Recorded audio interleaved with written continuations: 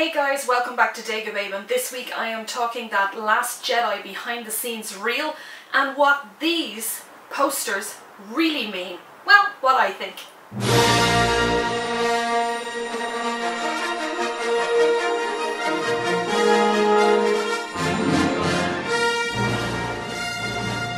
So guys, in the last 2 weeks it's been pretty exciting, and well, actually in 3 weeks there's been quite a few Last Jedi things released. And we had this behind the scenes reel that was released, and I don't know about you guys, but for me it was very strange to watch it. I actually found myself staring at the screen going, don't look at it, don't look at it, don't look at it. But of course I couldn't help myself, I had to look at it, and then I ended up watching it maybe 20 times more after the first time because I wanted to try and analyse what I was seeing in this behind the scenes reel featurette that was released. And at the same time that was released, I think a couple of days before, they released a number of new posters for The Last Jedi of each character, not all the characters but the main characters, all wearing their costumes, but their costumes were a blood red colour on the posters. So I'm going to get to those in a minute and discuss what I think that actually means. And of course this is just my theory, it's not a leak or anything like that, it's just what I think myself. I could be completely wrong, but it's fun to kind of speculate about it anyway. So, with the behind the scenes reel, I was very excited to see some of the things that are going to be in The Last Jedi.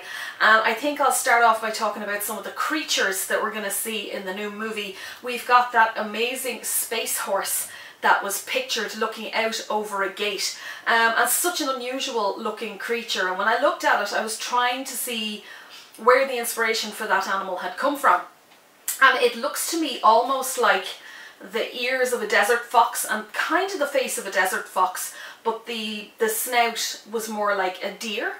And the body looked like, I don't know if you guys have ever seen a bongo, they kind of have a high back and a lower bum, or almost like a giraffe kind of shape. I suppose that might have been an inspiration as well.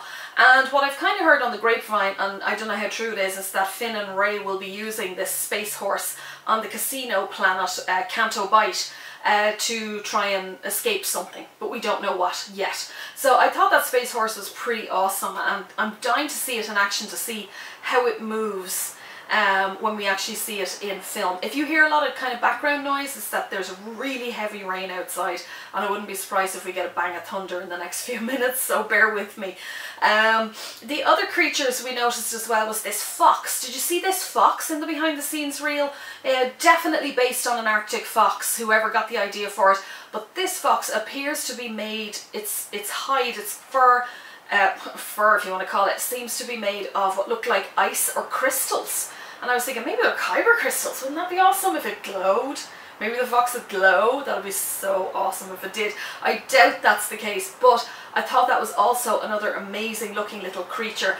And then last but not least, we cannot forget the one that has captured everybody's heart everywhere around the world, and all the Star Wars fan, it has to be the little porgs. And when I saw the porgs, I have to say they are just super, super cute, with those big, huge, doting kind of Puss in Boots from Shrek type eyes. And their head is kind of like a little mole or a possum, but their body was very familiar to me.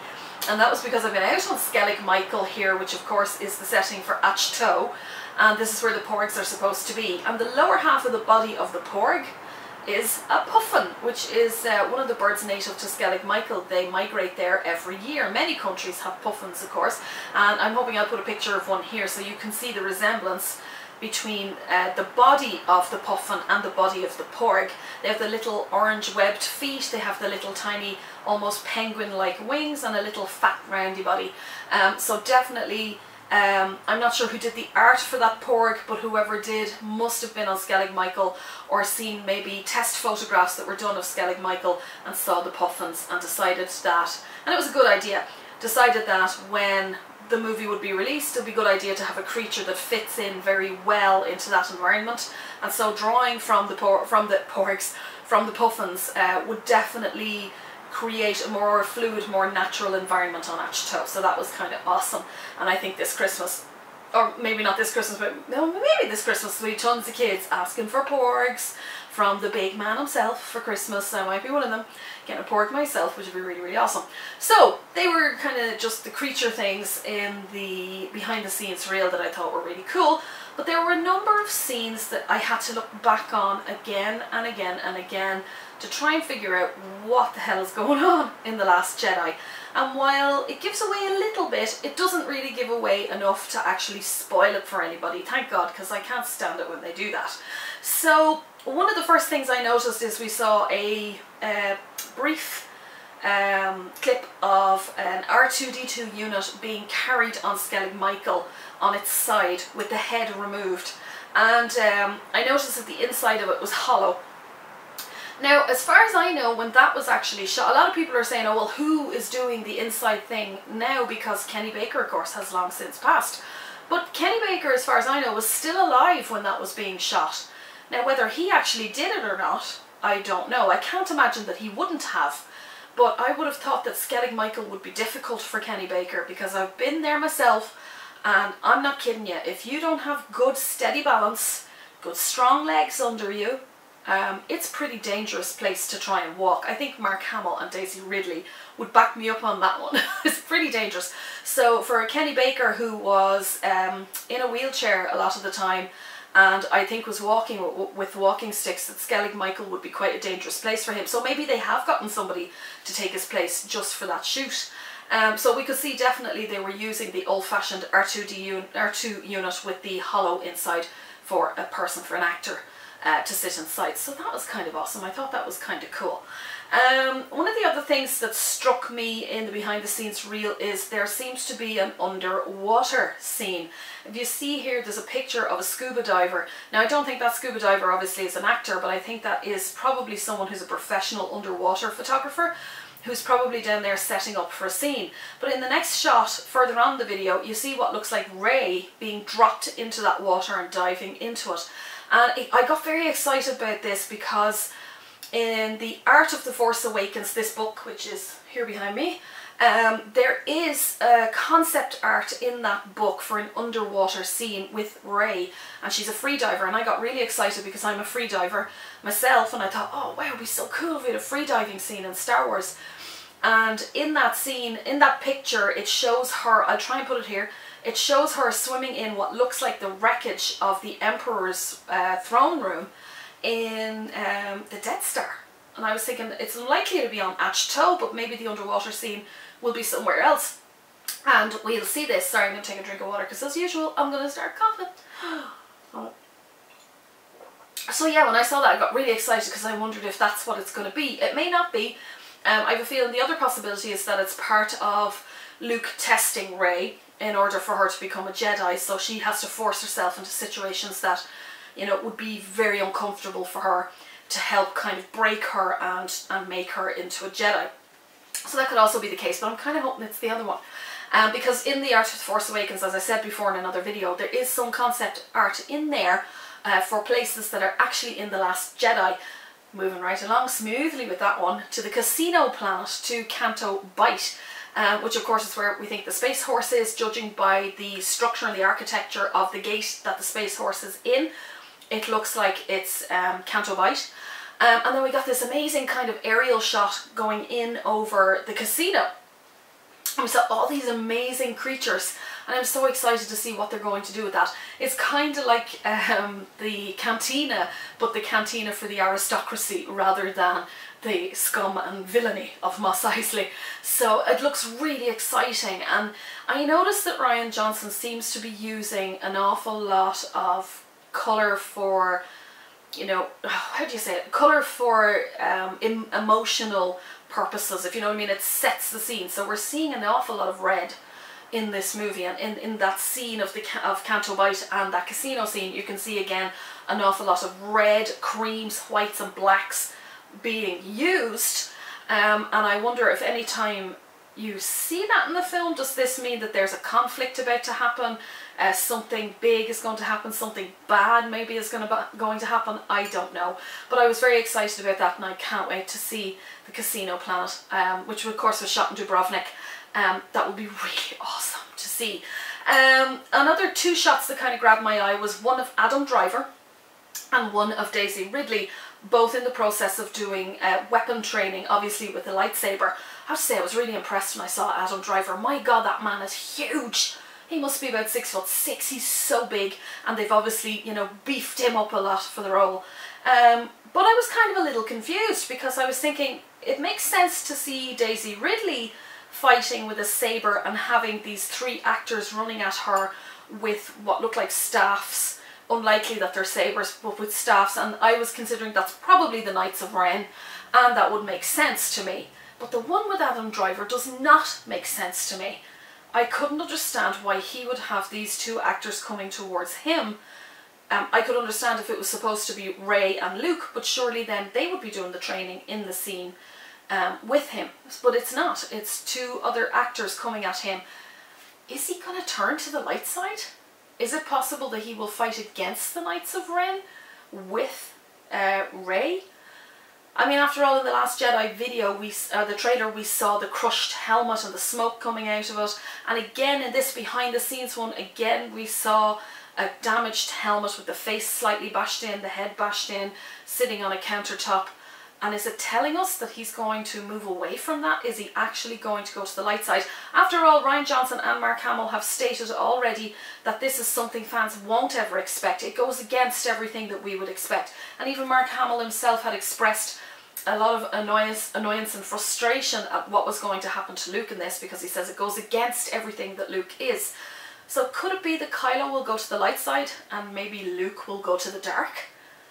And that would be really interesting. It would destroy a lot of us who are big Luke fans, like myself, but it would be really interesting to see if that is the case. So that I found that interesting, that moment with Adam Driver. I was like, who the hell is he fighting? Because if he was fighting Daisy and Mark, well, surely they'd be in that scene doing the training with him.